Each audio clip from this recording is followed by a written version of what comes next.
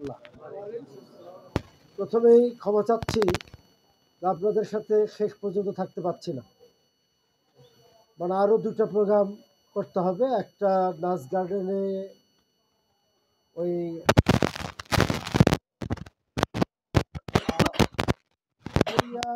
এখন যদি পরিচালক আল্লাহ মনে সম্বোধন দিয়ে আমাদেরকে দাওয়াত দিয়েছে, ওখানে আমাদের ভাইরা অপেক্ষা করতেছে, আমার যেতে হবে একটু। আবার একটা ওয়াজ মাহফিল আছে, এখন তো বসে ওয়াজ মাহফিল মানেই মালিক চকে আসছিল হলো সামাদ বিন কবির বিন সামাদ। তো আস্তে আস্তে 11টায় আসছে, আর ওদের বক্তব্য হলো যে প্রধান বক্তার আগে আপনাকে দেব, মানে 11টার মধ্যে আমাকে প্রশ্ন করেছে, যদি আমরা 9:30 গেছি। আর আজকেও এটা 8ম নম্বর প্রোগ্রাম চলছে সকাল থেকে, তো খুব ক্লান্ত। কথা কয়েক মিনিট বলে দেবো। আপনাদের মানে সভাপতি সাহেব আছেন, আপনারা আছেন, আপনাদের কার্যক্রম চালান। প্রথমত কথা যেটা, আমরা এখানে যারা সম্মিলিত হয়েছি, আমরা বাংলাদেশের প্রচলিত 8-10টা দলের মতো কোনো দলের কর্মী নেই। এটা এমন একটা দলের সাথে আমরা সম্পৃক্ত, যে দলের প্রতিটা কাজই আল্লাহর ইবাদত হিসেবে পরিগণিত হবে যদি আমরা আন্তরিকতা নিয়ে ইখলাসের সাথে করি। আমাদের এখানে পারস্পরিক সম্পর্ক হলো ভ্রাতৃত্বের, আমরা ভাই ভাই। আমাদের এখানে অন্য দলের গ্রুপ পাল্টা গ্রুপ একজন আরেকজনকে হত্যা করছে, আরেকজনের ক্ষতি করছে, এরকম কোনো পরিবেশ নাই। ইন্নামাল মুমিনুনা ইখওয়া, কোরআনের যে আয়াত, নিশ্চয় মুমিনরা পরস্পর ভাই ভাই। আমরা এখানে ভাই ভাই হিসাবেই আছি। আমরাও জামাত ইসলামী ইখওয়াতের ভিত্তিতেই কাজ করছি, উদ্দেশ্য লক্ষ্য একই। আমরা চাই মানুষের মুক্তি, শোষিত মানুষের মুক্তি, সাথে সাথে দুনিয়ার মুক্তির পাশাপাশি পরকালীন মুক্তিও আমরা চাই। একই উদ্দেশ্যেই জামাত ইসলামী এবং শ্রমিক কল্যাণ ফেডারেশন কাজ করছে। পার্থক্যটা হলো ক্ষেত্র আলাদা।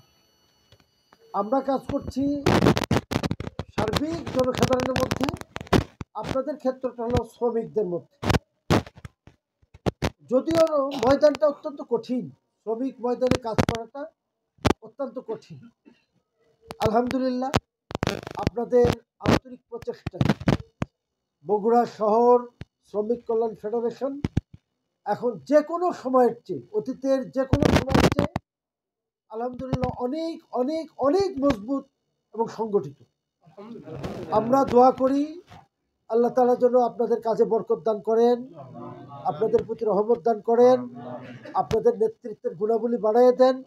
প্রতিটি কর্মীকে আল্লাহ তাআলা যেন একজন আলেম হিসেবে, ছোটখাটো আলেম হিসেবে কবুল করেন। কারণ আপনার হয়তো আলেম হতে হয়, প্রতিদিন হাদিস পড়তে হয়, প্রতিদিন ইসলামিক বই পড়তে হয়, আপনাদের আছে না? এই পদ্ধতিতে যদি আপনারা স্বীকৃতি দেখ আর না দেখ, আল্লাহর দরবারে আপনারা একজন আলেম হিসেবে বিবেচিত হবে। প্রতিদিন যদি 3টা করে কোরআন ইসলামী বই পড়েন, 365 দিন, 1 বছর, 65 দিন বাদ দিলাম, অসুখ বিসুখ থাকতে পারে, ঝামেলা থাকতে পারে, পড়ে তাহলে বছরে কতগুলো আয়াত আপনার জানা হবে? 900টা আয়াত জানা হবে। 2টা করে হাদিস পড়লে 600টা হাদিস জানা হবে। আর যদি 10টা পৃষ্ঠা করে বই পড়েন, অর্থাৎ মাসে 200 পৃষ্ঠা বইও আপনি পড়েন, তাও বছরে 2400 পৃষ্ঠা বই পড়া। তাহলে কোন আলেম আছে যে 600টা হাদিস জানে? আমি তো মাদ্রাসায় পড়ে এসেছি, শুধু পরীক্ষা পাশের জন্য লেখা হয়, পড়া হয়। কিন্তু আপনাদের তো পরীক্ষা পাশের জন্য, আপনারা জানার জন্য পড়বেন, আপনারা শেখার জন্য পড়বেন। এই শ্রমিক কল্যাণ এবং জামাত ইসলামের এই পদ্ধতিটা, রিপোর্টিং পদ্ধতিটা, এটা আমাদের মানকে উন্নয়ন করে। আমি এই কথাটা বেশি গুরুত্ব এই জন্য দিচ্ছি যে এখানে যারা আছেন সবাই হয়তো ওইভাবে শিক্ষার সুযোগ পাননি, কিছু ভাই উচ্চশিক্ষিত আছেন, আবার যারাও শিক্ষিত হয়েছেন ইসলাম সম্পর্কে জানার সুযোগ হয়ে ওঠেনি। কিন্তু এই শ্রমিক কল্যাণ ফেডারেশন আসার মাধ্যমে আপনাকে ইসলাম জানতে হবে, এলেম চর্চা করতে হবে, নিজেদের আত্মগঠন করতে হবে। যে আদর্শ আমরা বাস্তবায়ন করতে চাই সেই আদর্শের উপযোগী কর্মী হিসাবে নিজেদেরকে তৈরি করতে হবে, অর্থাৎ একজন খাঁটি মুসলিম হিসেবে নিজেদেরকে তৈরি করতে হবে। যদি এইভাবে আমরা করতে পারি তাহলে মানুষ আমাদের দিকে আকৃষ্ট হবে। শুধু ওয়াজ দিয়ে কিন্তু মানুষ মোটিভেটেড হয় না। আমার ব্যক্তিগত প্রভাব প্রতিপত্তি যদি আপনার পড়ে, আপনি যদি আমার প্রতি আকৃষ্ট হন, আমার ব্যক্তি চরিত্র, আমার আমল আখলাক, আমার এলমি যোগ্যতা, আমার সার্বিক বিষয় যদি আপনার ভালো লাগে, আপনি বিএনপি করলেও আমার প্রতি দুর্বল হয়ে আপনি চলে আসবেন। আর যদি আমার আচরণ ভালো না লাগে, আমার সার্বিক বিষয়টা আপনার ভালো না লাগে, তাহলে আপনি আকৃষ্ট হবেন না। এটাই ইসলামের নিয়ম। আল্লাহ রসুলের সাহাবীরা মুসলমানদের প্রতি আকৃষ্ট হয়েছে তাদের ব্যক্তি চরিত্র, আমল আখলাক, চাল চলন দেখে। তো আমরা যদি এই ভাইয়েরা সবাই যদি নিজেদেরকে বদলাতে পারি, আজকে যে অবস্থায় আছি কালকে যদি এর চেয়ে একটু উন্নত হই, পরশু যদি আরও একটু উন্নত হই, আস্তে আস্তে যদি আমরা একজন খাঁটি মুমিনে পরিণত হই, ইনশাআল্লাহ এখানে যে সংখ্যা আছেন এই 17 নম্বর ওয়ার্ডে, এই সংখ্যাটা অনেক বড় সংখ্যা, এতজন লোক লাগে না। কিন্তু আল্লাহ তাআলা আপনাদেরকে দিয়েছেন, আপনারা সবাই ইয়াং এবং এনার্জেটিক। আমি এখানে বৃদ্ধ মানুষ দেখতে পাচ্ছি না। এটা আমি খুবই আশাবাদী যে শ্রমিক কল্যাণ বগুড়ায় খুব স্বল্প সময়ের ব্যবধানে ভালো পজিশনে যাবে। সবাই ইয়াং, সবাই এনার্জেটিক। এখানে যদি আমরা নৈতিক গুণাবলী অর্জন করতে পারি, প্রকৃত মুমিন হতে পারি, প্রকৃত মুসলিম হতে পারি, ব্যাপকভাবে দাওয়াতি তৎপরতা চালাতে পারি, অন্যান্য শ্রমিকদেরকে আমরা আকৃষ্ট করতে পারি, ইনশাআল্লাহ আমাদের সঠিক নেতৃত্বে, আপনাদের সঠিক নেতৃত্বে শ্রমিকরা পথ খুঁজে পাবে, আপনাদের পাশে এসে দাঁড়াবে।